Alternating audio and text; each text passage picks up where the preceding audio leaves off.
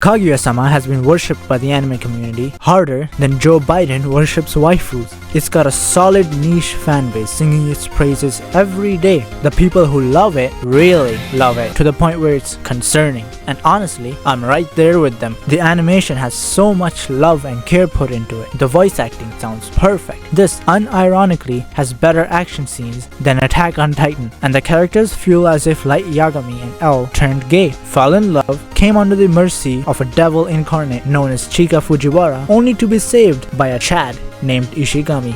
Both of their personalities are such a breath of fresh hell compared to any other romance. This is the only anime where mental and physical abuse is not only acceptable, but necessary. And on top of all of it, the opening song goes so fucking hard. This is the only romance show I have ever watched. Why is that? Well, it's because I've got the attention span of a goldfish on steroids. But it's still good enough to make me sit down and tell all of you children about how I think torture is an acceptable outcome for anyone who thinks Hayasaka is not best girl. Kaguya comes from one of the richest families in the world and attends a highly prestigious school. Time and time again, she's proven her capabilities in academics, making her standing in the school one of the highest, and yet barely anyone will approach her because of her icy cold demeanor. Until one day, a commoner just comes up to her and says, "I'ma beat your ass in the next exam," and he does. Test after test, year after year, he beats her in every single examination. She gets curious enough to get close, only for her to develop feelings for him.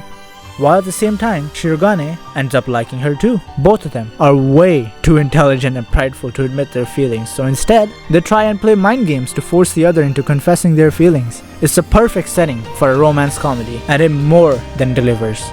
If you're anything like me, you've got the face of a dead spoiled fish, so I either love a show or I don't at all. I've got a specific type of humor, and Kaguya nails it. And not just for me, but for pretty much everyone else who loves the show. There's a reason for that. It's hard to get comedy right. People train for years and still, sometimes, fail miserably. Kaguya-sama goes around this by dunking its head in multiple baskets. There's influences from every type of joke. The exchanges between Kaguya and Shirogane feel like practiced sword strikes, executed perfectly. The witty banter between Hayasaka and Kaguya emanates chemistry along with improv.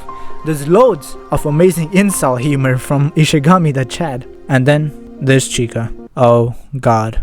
Each interaction beams with a feeling of glee. There was clearly care put into every dialogue. Every frame portrays the insanity of their decisions. Even small jokes like the characters interacting with a balloon erupts into a colorful blast, blowing up the entire building. Compare that to most interactions, where the butt of the joke is just the main character getting beaten up a million times. Eccentric comedy. That's what defines this show. But its aesthetics is what sets it apart. How many romance shows have the same fucking characters, just copy-pasted a million times? The same tropes hammered in harder than EDP tried hammering children. The world just has a colorful feel to it that makes it impossible to look away. Every action is followed up by perfect visuals. They all fit the character and situation they pertain to. So Chika and Shirogane are about to get in a rap battle with Hayasaka. What do you think the animation looks like? Chika becomes a fucking colossal titan, starts revving the park they're standing in like a vintage disc, and then they do a shitty 90s rap battle edit while also backflipping into beats and sliding down non-existent stairs. This all happens in 10 seconds. All of it feels like a fucking fever dream. It even reminds me of the time when movies at the masjid would start doing badass breakdance moves or shitty exorcisms. Honestly, I can't tell the difference. These types of visuals are in every goddamn episode, and that's why so many people love it. Did I mention the music? Cause if I did, I'll say it again. The opening song makes me imagine an 80-year-old man with a sexy mustache on a mic just singing.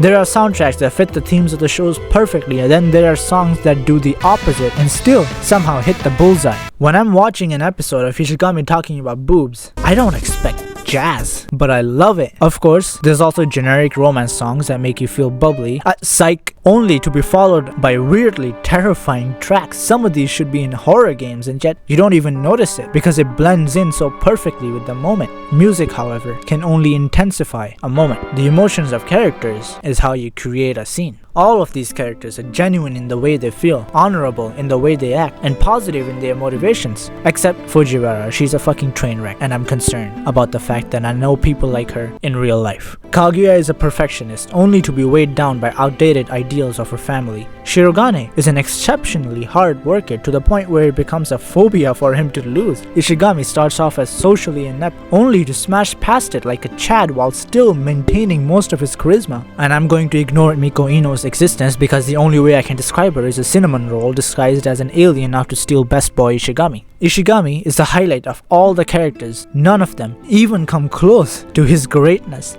Knowing that he tried to protect a girl only for that person to hate him, for the entire school to view him as an outcast. Years later, the one time he develops feelings, he's thrown in the dumps again. Yet he still remains just as kind as ever, only now much more subtle in his actions. Coming up to a final moment of a festival where he needs to win a race, not only for an objective reward, but for his own growth, having motivation to once again try and gain a favorable look from his peers. But all of this is shattered by the appearance of the original girl, calling him a loser in the middle of a race. He has every reason to feel sad, hateful, angry, every reason to give up.